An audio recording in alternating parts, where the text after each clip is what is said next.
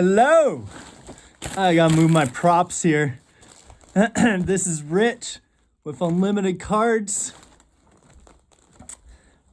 If you've arrived here, you are well off the beaten path. You're in the shadows of Pride Rock land. I'm a nobody. So, I was looking for a certain card in Tales of Aria. And I first went for Monarch, completely messed up, but decided to open up both Tales of Aria and Monarch. Here we go. Yeah. I'm going to put both Tales of Aria and Monarch in the title.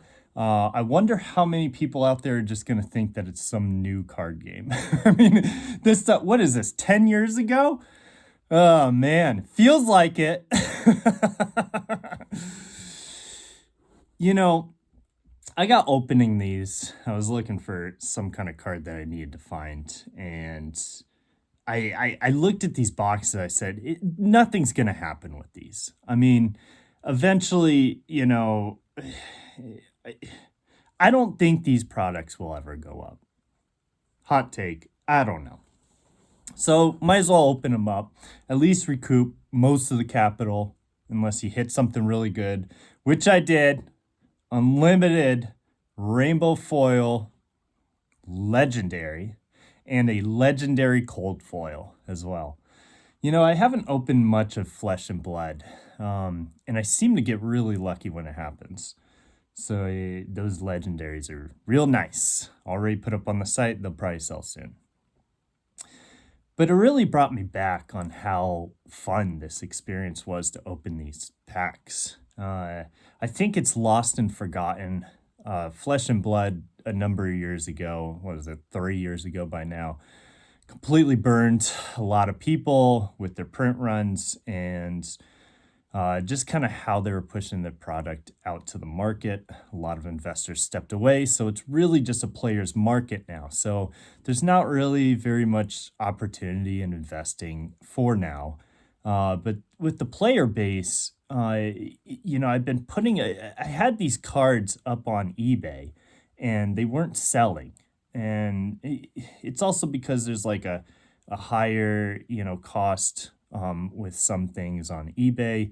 There's reasons for that. I'll make that a video on another video.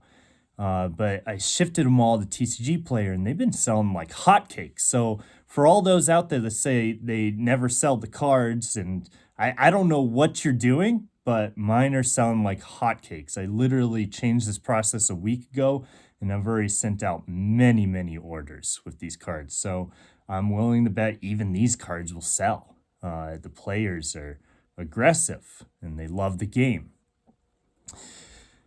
But I got opening these products and I just realized how much fun it was. And I also got thinking about just kind of how we got here. Because, I mean, Tales of Aria and Monarch are probably two of the products that nobody cares about, along with Everfest as well. I think I have a box of Everfest too. Maybe I should just open that too. I mean, the history on those products is just so dark. And it'd be fun to hit something huge, you know? Maybe we'll get, you know, something big, a Fabled or something. But, you know, I don't know, it's hard. The Everfest box has the price tag on it. But then again, you know, online, I don't know what price of Everfest is. It's probably lower than the price tag on the box. So, you know. But I forgot how fun this experience was to open these packs. Maybe it's not fun for everyone, but it was a lot of fun for me. And I'm looking at these cards. They're just so beautiful. And the players love them. And it really sucks that all those things happen with this game. This game has such high prospects, but the history of it is just such a poisonous, dark thing for a lot of people. So you kind of think about, like, will these ever go up? Will this ever become a big thing? Is Flesh and Blood going to give Pokemon and Magic a run for their money? Right now, the answer is no. We don't know in the future.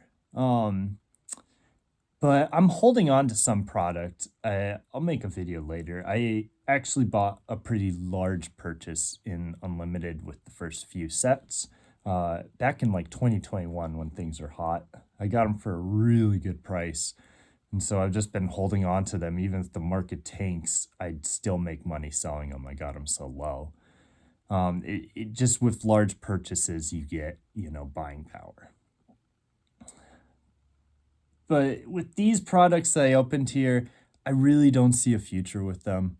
So just open them, sell the cards. If I take a little loss, that is what it is. I think I'm ahead though, opening these legendaries, and we'll see where it ends up. I just wanted to kind of point out this is like a forgotten thing. It's a forgotten era, and I mean, there's a lot of players that play with these kind of cards, but as far as the flesh and blood boom, we are so far away from it. And it was kind of nice to go back to it. It was like nostalgia. We got to open these up again and get back in there.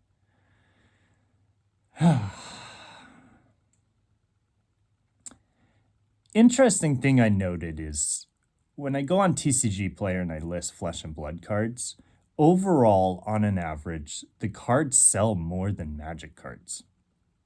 And I think what's behind that is because there's so little people in this space. I mean, either you have boxes and you're letting them carry dust and you don't care anymore, or you don't want to list the singles. The singles are really hard to list. I mean, there's different colors for certain cards. Most of the cards out there, you have like reds and yellows and blues. And then, we're talking about Monarch here. I mean, we got unlimited and first edition. It's very confusing. It's a lot of work. And I think a lot of people just don't want to deal with it. So the interesting thing I want to put out there is me being in this space, a space that no one wants to deal with, actually is leading to a lot of opportunity for me and my store. Now, of course, doing singles like this, of course, we're not flipping sealed boxes or anything. We're doing the singles. And with the singles that we have here, it's a lot of work to sell singles. I mean, if you do it, if you don't, well, now you know. It's an incredible amount of work. And I don't have fancy machines or anything. I have my hands for now. And it's an incredible amount of work. But I'm in a space where a lot of people are not really in, and it's leading to opportunity. And I open these and I started looking at my Everfist. I mean, I have, what, like part the Misveil. What's the other one? I might have like Bright Lights or Heavy Hitter. It's all in storage, right? And I might start opening these to sell the singles because the opportunity's there. And if you hit some huge card that's hundreds of dollars, I mean, that pays for it right there. I think people really forget, Flesh and Blood has a bad rap. It's a bad game, but not a bad game, but it just has a bad rap, right? But in the end, you have to unemotionally just take yourself away from those kind of thoughts and really look at like the data of the market. Right now, what I'm looking at, and who knows, maybe I'm looking at the wrong thing, but it looks like it's working for me. And I might open more of these just to get the singles out there because there doesn't seem to be a real good future on the sealed product. Now, as far as those unlimited boxes that I bought from the first three sets, mostly Welcome the Wraith and Arcane Rising, they're unlimited, so they're a lot less money.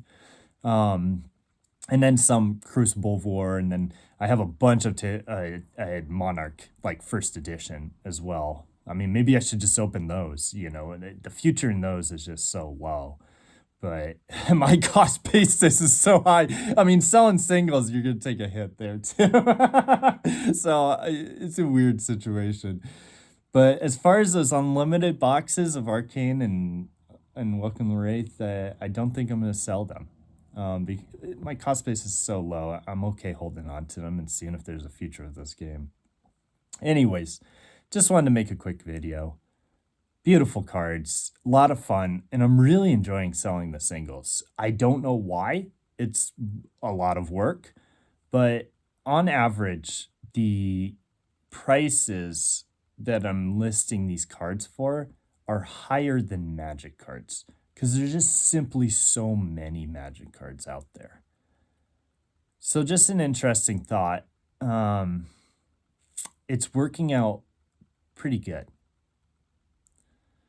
But I'll just end this with, God, what a beautiful experience. It was so much fun to open these boxes. And it's just a forgotten time. It's kind of sad. Is what it is, I guess. We're still pushing forward with this game. Yeah. Have a good day.